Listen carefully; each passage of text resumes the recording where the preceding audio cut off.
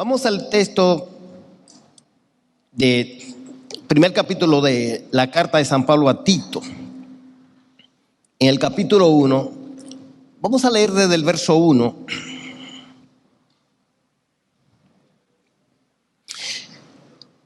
Dice así la palabra de Dios: Pablo, siervo de Dios y apóstol de Jesucristo, conforme a la fe de los escogidos de Dios y el conocimiento de la verdad que es según la piedad, en la esperanza de la vida eterna, la cual Dios, que no miente, prometió desde antes del principio de los siglos, y a su debido tiempo manifestó su palabra por medio de la predicación que me fue encomendada por mandato de Dios nuestro Salvador.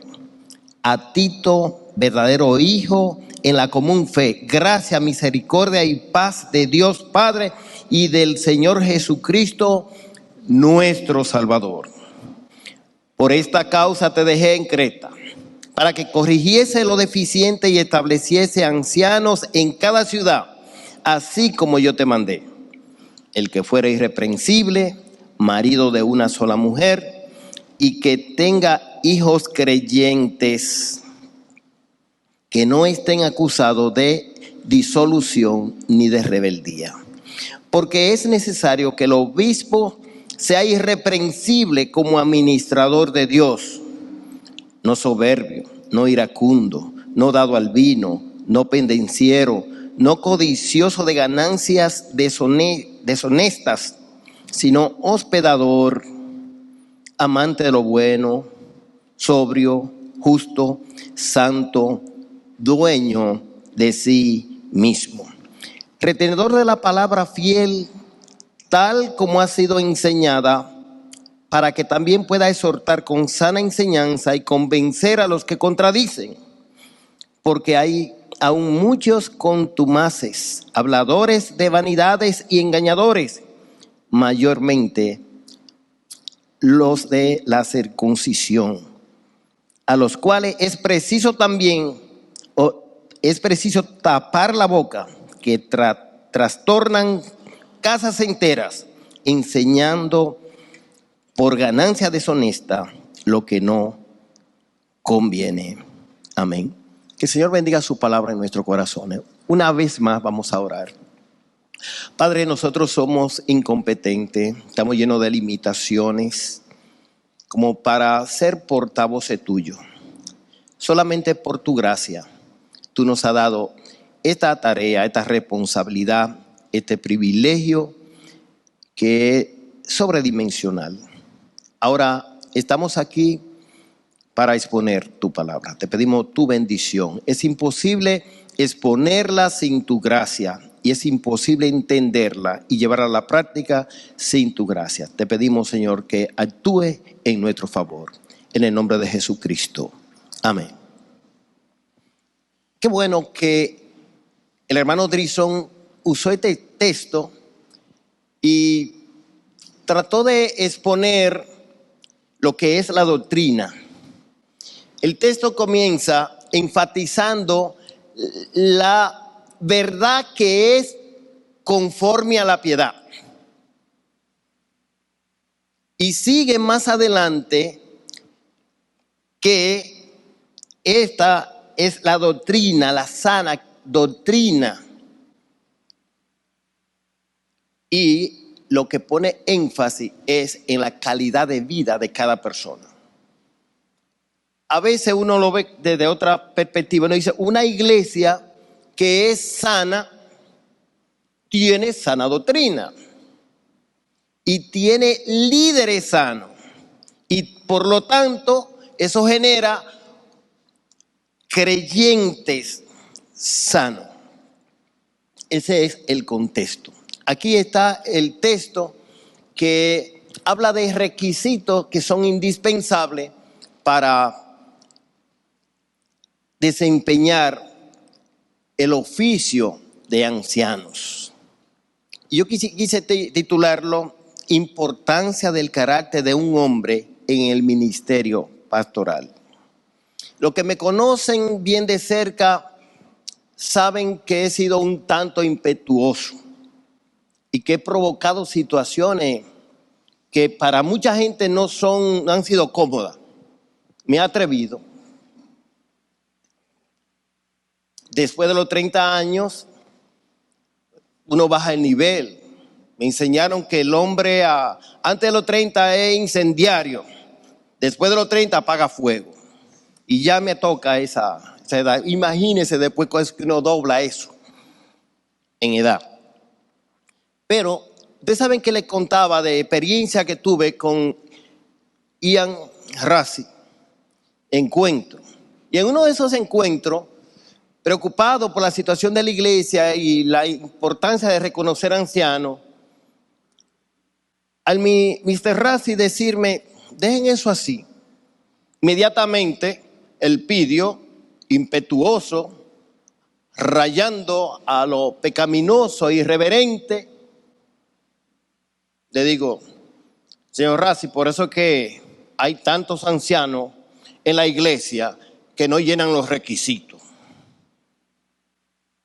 Mr. Rassi movió la cabeza y me miró. Y dijo, ¿y en los templos bíblicos hay ancianos que llenan los requisitos de la Biblia? Tal vez don Penso. Yo quería que la tierra me tragara, gracias al Señor por su misericordia, porque yo que estaba ahí, supongo que tengo todos los requisitos, ese bagaje como para llegar a ser anciano. Y a la hora de reconocer anciano, por más sano que yo tenga mi corazón, que dice la Biblia que es engañoso y perverso, yo supongo que me van a reconocer a mí. Eso es por más sano, o por ingenuidad, o por pecaminosidad. Y mi Terraci dice que tal vez don Penso llena los requisitos. ¡Wow! Cuando ya yo creo que Belkis, mi esposa, estaba embarazada, yo digo, yo tengo que prepararme para criar a los hijos. Y comencé a comprar libritos acerca de la crianza. Y encuentro en un libro que cuenta la historia de un joven que se casó con 5 teorías para criar a sus hijos. Y luego tenía 5 hijos y ninguna teoría. Como dice el refrán, una cosa es con guitarra y otra cosa es con violín. Amados hermanos, a muchos de nosotros de seguro que nos ha pasado, como a Moisés, hecho ya grande, 40 años, él sale a visitar a los hijos de Israel, a sus hermanos, y él viendo que un egipcio maltrata a un hebreo, él lo mata. Y luego ve 2 judíos, hebreos, que están riñendo. ¿Por qué ustedes riñen? Son hermanos. Ah, ¿tú también quieres matarme como mataste al egipcio?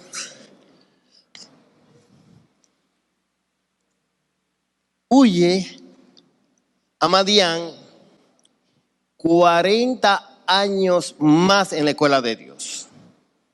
Él duró el principio de su vida en la escuela de Dios con Jocabé. Luego 40 años en Egipto.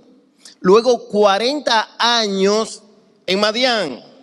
Y cuando él ve a Dios en la zarza y Dios le dice, ve, entonces ahora dice Moisés, ¿quién soy yo?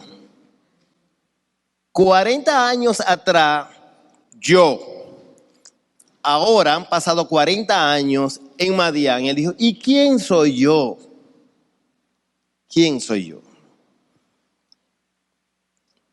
Sin embargo, cuando uno piensa así, uno como que espera que Dios rebaje el estándar para que uno entre al ministerio.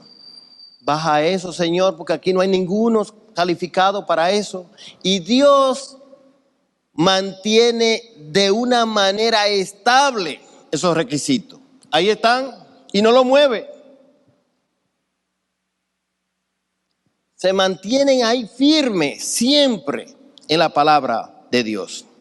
En la En esta oportunidad yo quisiera que llamara la atención, no para que nosotros nos ocupemos a definir esos requisitos, sino a importantizarlo. A importantizarlo en nuestra mente como algo que es totalmente necesario. La importancia y la relevancia que esto tiene en el día de hoy, donde el pragmatismo evangélico parece llevarse la ortodoxia bíblica para imponer el éxito del ministerio fundado en la arena movediza del entretenimiento religioso y la rebaja del estándar de Dios para el liderazgo. Una muestra la tomé de un libro que se usaba en el FLE. Se titula Sembremos Iglesias Saludables. Se determinó que esta característica que debía tener 13 características, un plantador de iglesia. Un plantador de iglesia, nótese, exitoso. Se determinó que estas características son indispensables, según él.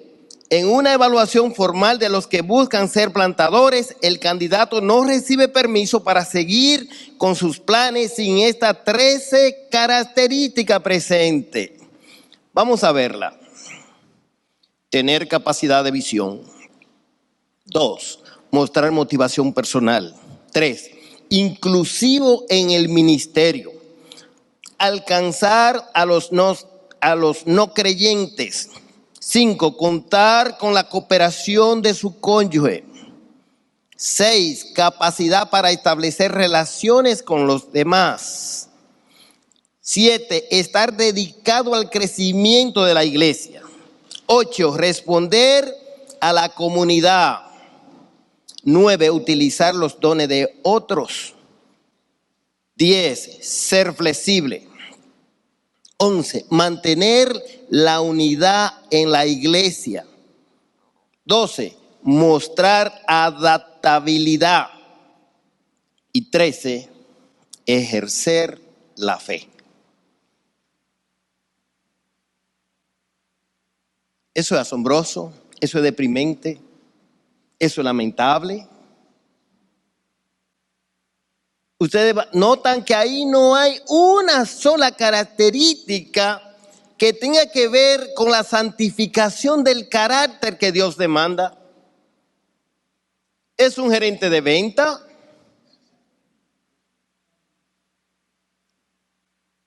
Eso es lo que se está enseñando en un libro que se titula Sembremos Iglesia Saludable y que tiene muchas páginas.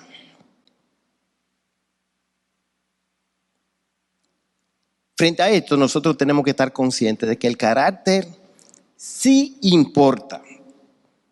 Vale la pena destacar la relevancia del carácter piadoso de los líderes en la iglesia por el énfasis marcado de los apóstoles inspirados por el Espíritu Santo. Vamos a seguir siempre mencionando que para repartir comida es necesario que busquemos hombres llenos del Espíritu Santo, llenos de sabiduría, de buen testimonio, a quienes encarguemos de este trabajo. La palabra de Dios se mantiene ahí, firme con esa exigencia. Oswald Sanders dice, ninguna de las cualidades aquí ordenadas, es decir, 1 Timoteo 3:1-7, Tito 1:5, dice, ninguna de las cualidades aquí ordenadas por Pablo son optativas o adicionales, sino requisitos indispensables. José María Martínez dice al respecto, la lista de cualidades que Pablo presenta a continuación difieren poco de los requisitos expuestos entre los griegos a figuras públicas como reyes, generales, etc. No era lógico que en lo concerniente a sus líderes en la iglesia se situara en un nivel ético inferior al de los paganos. En segundo lugar, la palabra de Dios llama a los ancianos a ser modelo, hacer modelo. Uno no puede imaginarse lo que eso significa, la trascendencia de lo que eso tiene, lo que tiene esa palabra. Yo no soy ejemplo de nada, pero tuve una experiencia un tanto jocosa, porque fue en algo que uno puede decir, es una minucia, eso. Entonces, yo siempre me he molestado con los trabajadores en los semáforos, sobre todo en lo que limpian cristales. Eso a mí me molesta. Eso no es que ha dejado de molestarme, eso me molesta, siempre me molesta. Y despierta mi carácter pecaminoso. Entonces, en el 25 en Pedro Brán pusieron semáforo. Muy tedioso, tenga mucho cuidado, eso es la cosa más peligrosa que existe en la bolita del mundo. Eso es peor que la bomba atómica. Cruzó un semáforo en el 25. Entonces allá llegaron los limpiacristales. Y yo tengo que pasar ahí a veces, yo creo que más de 10 veces, pues yo me muevo ahí y me detengo y ahí viene. ¿Y yo qué hago? Yo tengo que buscar la manera. Entonces se me ocurrió una idea. Yo creo que me la puso el Señor en la cabeza. Le digo a uno y a otro, mira, yo te voy a pagar para que tú no me limpies el cristal. Sí, mira, toma 10. Le doy 10 pesos. Tengo que pasar como 10 veces. Entonces a veces le doy 10. Oye, ya yo le di a este, óyeme, te toca a ti mañana. Al otro le doy 5. Entonces, ya me dicen tío, papá.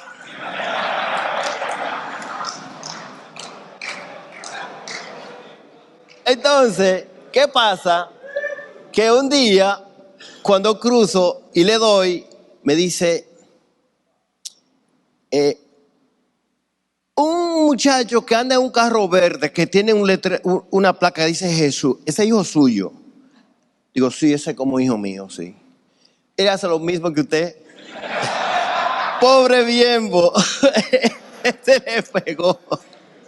Él hace lo mismo que usted. Usted se imagina. Le está saliendo caro a Biembo. No solamente en eso, hay muchas otras cosas que el pobre Biembo está pasándola muy mal. Mire, nosotros mire, cuando uno va al texto de Hechos capítulo 20, uno encuentra que el apóstol Pablo constantemente está diciendo, ustedes saben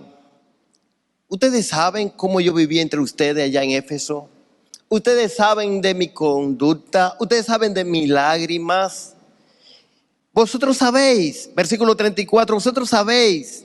Y si usted lee la carta a los tesalonicenses en el capítulo 2, es constantemente apelando a su conducta ya en Tesalónica.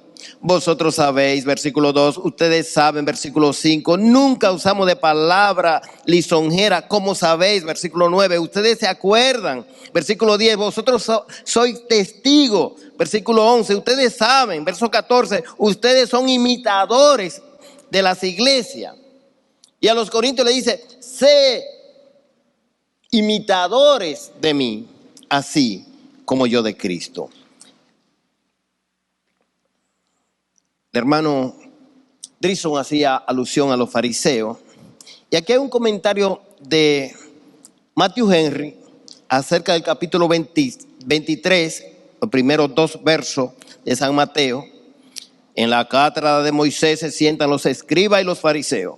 Así que todo lo que os hagan, todo lo que os digan que guardéis, guardadlo y hacedlo, mas no hagáis conforme a sus obras. Porque dicen y no hacen. Dice Matthew Henry, eso es 300 años atrás. Esto atañe de un modo especial a los ministros de Dios indignos. Porque, ¿qué mayor hipocresía puede haber que predicar e imponer a otros lo que ellos mismos no pueden o no observan?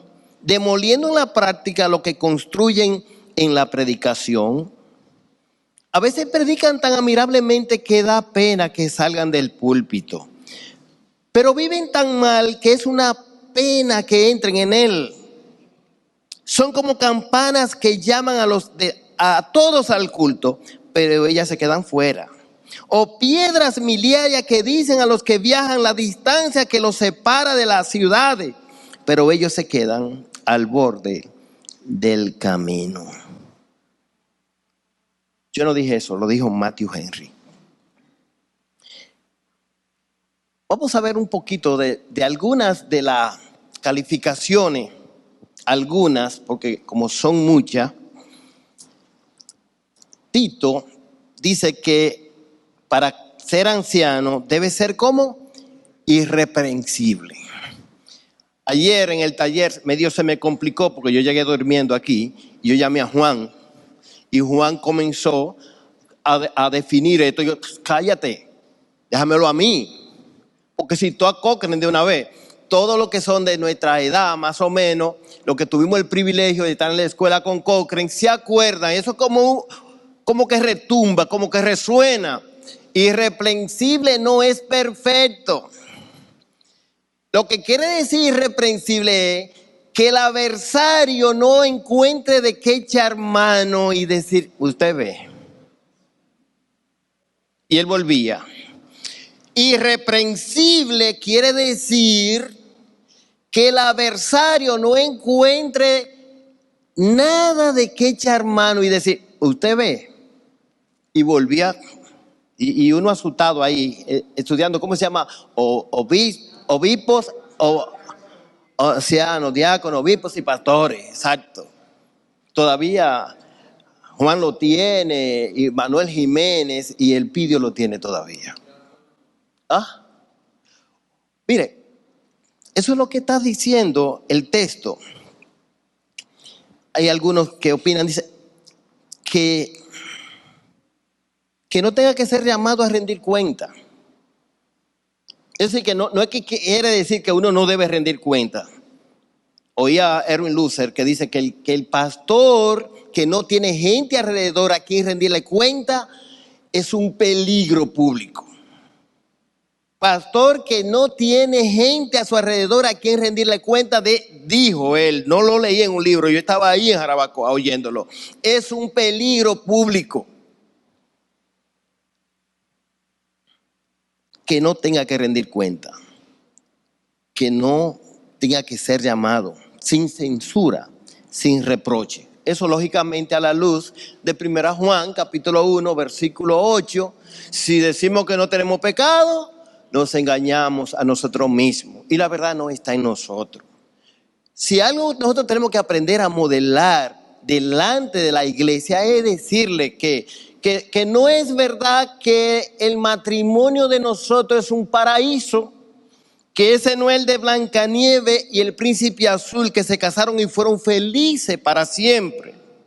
Que nosotros tenemos conflictos serios hasta que el Señor nos lleve a su presencia, serio, que lo manejamos piadosamente por la gracia de Dios.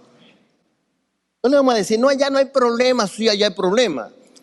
Mi esposa sufre muchísimo conmigo y yo sufro muchísimo con ella, pero resolvemos piadosamente, con el temor de Dios, esos conflictos. Que no es verdad que yo tengo que cuidarme de las mujeres. Tenemos que decirle eso. No, yo tengo que cuidarme de mi corazón, que es malvado, que es perverso.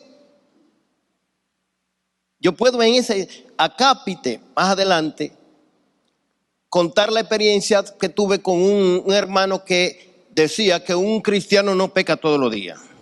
Y yo asustado, ay Dios mío. Un hombre que tiene una división de 6 de la mañana a 12 del mediodía y luego se evalúa en la noche que quiere privar en puritano y ahora aparece un hermano que dice que el creyente no peca todos los días. ¿Yo qué hice? Pues mi Terrazzi, el fin de toda controversia. Mi Terrazzi, un cristiano no peca todos los días.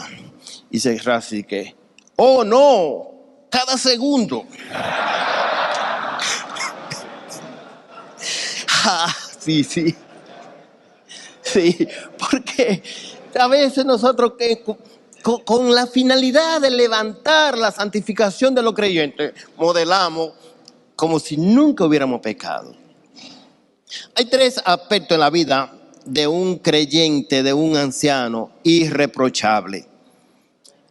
Algunos dicen, y quise poner esto aparte, porque dice moralidad sexual. Según Tito 1:6, algunos autores, ellos ven que hay un énfasis especial. El marido de una sola mujer, y que él es un hombre fiel, que él es irreprensible en esto. Y nosotros debemos estar conscientes de que si ejercemos tratando de obedecer la palabra de Dios como anciano, vamos a influir mucho en la iglesia. Cuando yo comencé a ejercer como anciano, un día, aclaro, en una reunión donde habían muchos hermanos, hermanas, y yo dije, óyeme, lo que yo dije fue mi humilde opinión. Y la hermana Máxima dijo, sí, pero la opinión tuya, ajá, la opinión tuya. Entonces uno está sirviendo y alguien se convirtió contigo, una hermana, y tú le has ayudado a organizar su vida. Ella cree que tú eres Dios y que tú tienes toda la solución a los problemas de la bolita del mundo, y te ve así y llega a mirarte. Y Proverbio te dice, no deja que ella te prenda con sus ojos, que a muchos ha hecho caer herido. Es decir, tú tienes que cuidarte, cuidar tu corazón. No como el padre de Alberto, que él era tan transparente que no aconsejaba a ninguna joven que no sea a la vista pública. Pero ya usted ve, a veces he oído a los hermanos, especialmente de Gracia y Verdad, que han debatido. ¿Y cómo lo hacen en la consejería? Tienen una puerta de cristal. Nada de eso sirve como para contrarrestar la infidelidad, porque no en el salón de consejería. Nosotros tenemos que estar conscientes que hay hermanas que son vulnerables,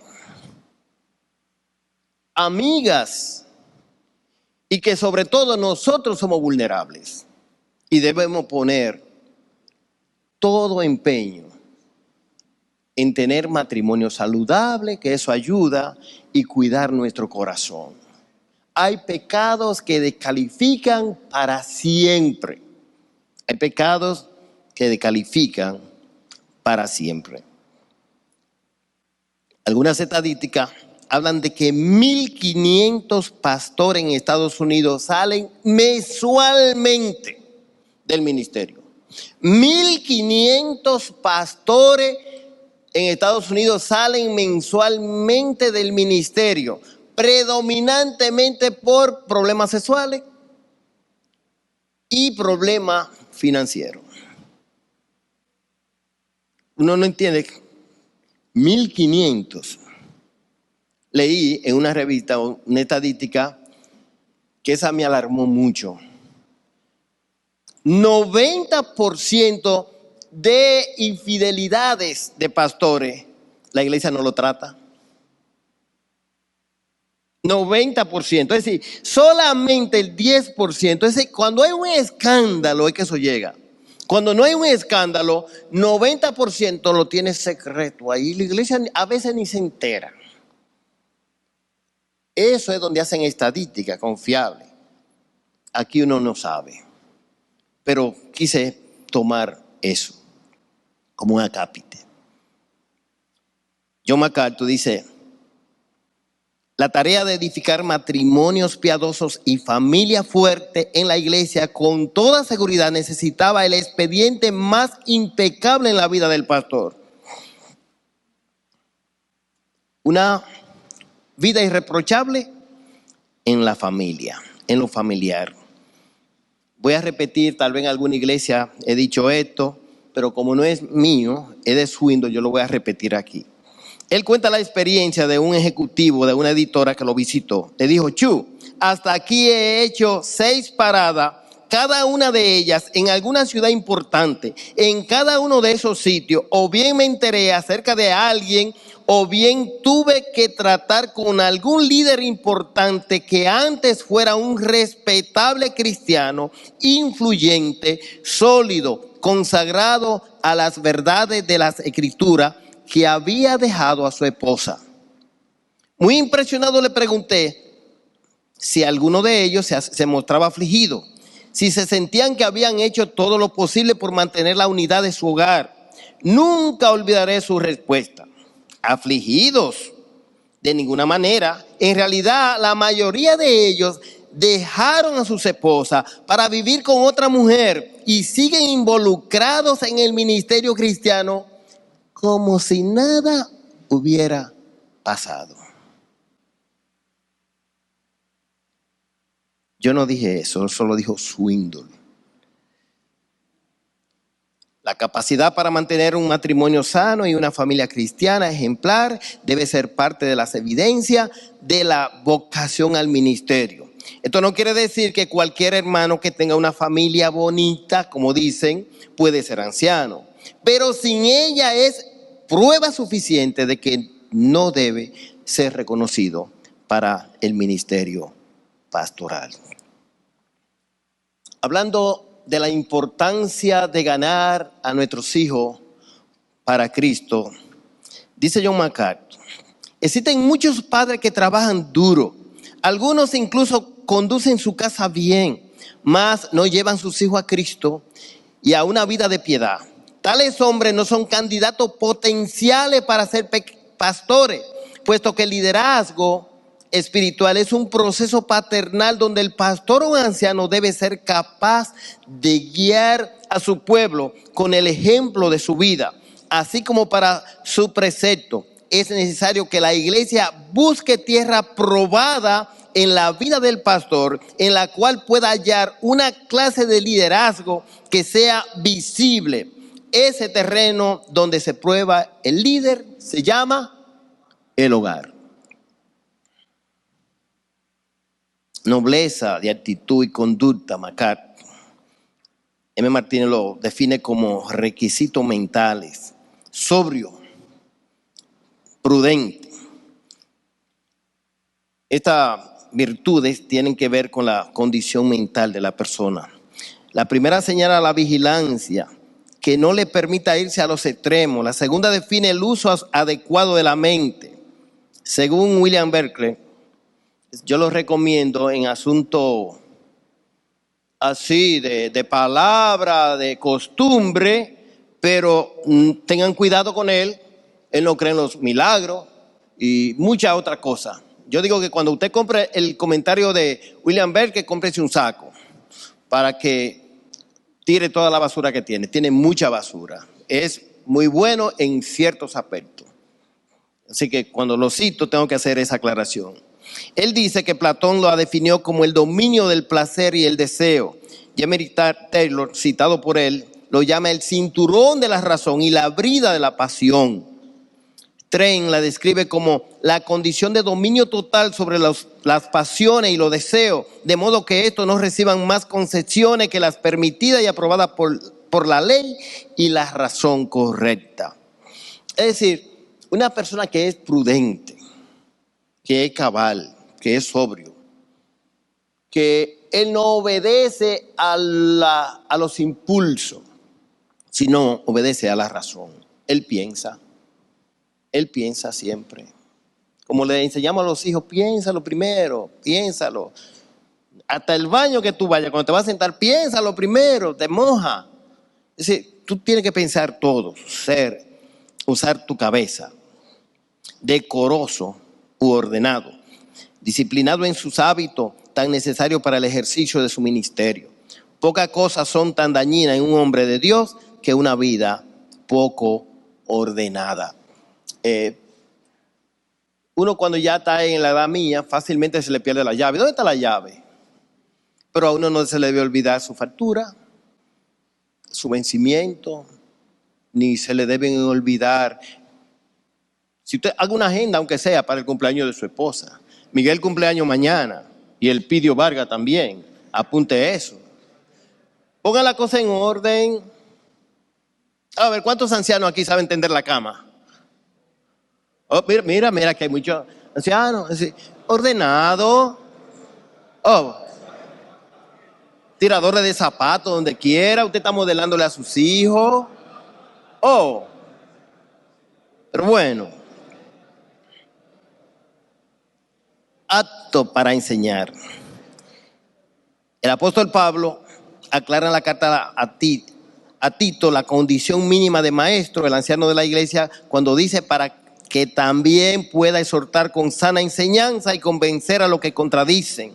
La expresión indica no solo la habilidad de enseñar, sino también la disposición para ellos. El hermano Drison dio suficiente detalle de esta importancia. Según Oswald Sanders, dice, un deseo y constreñimiento de impartir a otros la verdad que el Espíritu Santo le ha enseñado de las Escrituras. Si ha de enseñar, él mismo debe ser un buen estudiante de las Escrituras. Eso se está repitiendo. Amable. Se define esta palabra como aquello que corrige las justicias de las injusticias. En Filipenses capítulo 4, versículo 5, se traduce como gentileza o mesura. Es la capacidad de ver la misericordia más allá de la justicia. Es una disposición a sufrir la injusticia antes que cometerla. Entonces, a veces en la iglesia, con mucha necesidad, nosotros somos padres de familia, tenemos nuestros hijos, tenemos nuestras esposas y tenemos gente que es muy de nuestro entorno. Swindoll dice en uno de sus libros que una mujer o una esposa es capaz de destruir el mundo entero protegiendo a su esposo. Y nosotros debemos saber eso. Una esposa es capaz de destruir el mundo protegiendo a su esposa. Y nosotros estamos llamados a proteger el mundo de nuestras esposas. ¿Usted ve? En la iglesia hay gente que se pasa de contento y te trae problemas que si tú te llevas de ellos, tú destruyes la vida de una persona imponiendo la justicia. Porque muchos no quieren ayudar, a veces destruir, y tú tienes que percibir. Por eso quise destacar la importancia de eso, de amable, gentil, ver más allá de la justicia, la restauración de cualquier hermano. Y no dejarte llevar por aquellos que quieren que tú le destruyas, que tú colabores con ellos para destruirlo. Creo que la última, madurez. No en vano se le ha llamado por inspiración divina al pastor anciano, no un neófito o recién plantado. Benjel dijo, los neófitos generalmente tienen una abundancia de follaje. El recién convertido todavía no está podado con la cruz.